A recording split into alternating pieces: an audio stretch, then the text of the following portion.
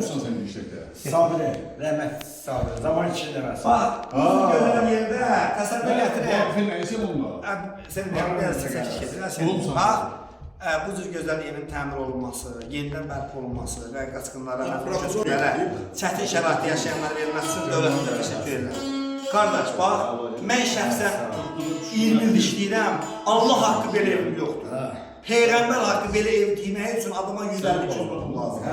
Bax, görürsünüz, hər bir şey abonə qədər, buranın kombi sisteminə qədər, qapılarının hər birinin müasir standartlara uyğun, pəncərələrinə qədər biz hər birinə dövlətimizə təşəkkür edirik. Və lüks yerlərinə qədər verilibdir. Yəni, bizim Kəlbəcərdə və Ağdamda, Laçında babamız əgər, babamız 10 dənə övladı olubdursa, qaçqın düşəndə, əmilərdə düz onların Kəlbəcərdə, Qarabağda olanların villası dolu, 2 mərtəbəli ev dolu, böyük yerlər dolubdur. Bəli, demin hamısı kasıb olubdur. Amma kasıblar da olub, varlılar da olubdur. Onları Qaradaşdan əgər 10 dənə övladı olubsa, qaçqın vaxtı gəlib bura və indi cənab prezidentimiz bu günlərin hər bir 10 nəfər ailəyə bu cür evlər verir. Bu cür dövlətdən narazı olan adam Azərbaycan ola bilməz. Bu cür dövlətdən narazı olan insan adam ola bilməz.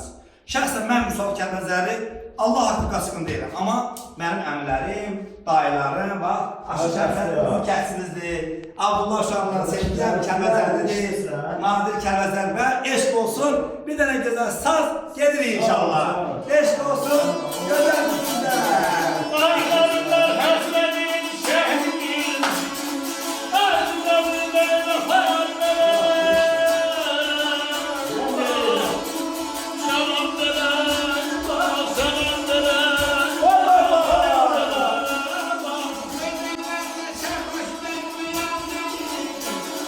Sağ olasın, başına gönder.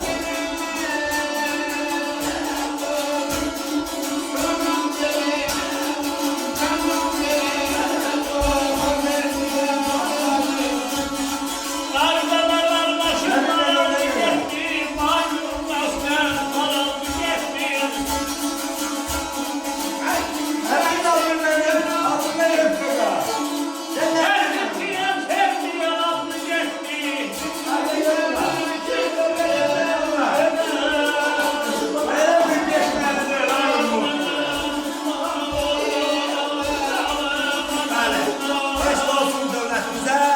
Növbəti çəkilişlərimiz, növbəti evlərdə inşallah hər bir Kəlbəcərli, hər bir Qarabağlı, hər bir Məzqulu köçkün inşallah gözəl bir evlərdə nəsib olsun. Bizim işimizdən biz də gəlib o sevinçli günləri paylaşalım inşallah. Təşəkkürlər minnətdarım. Eşq olsun. Sağ olun.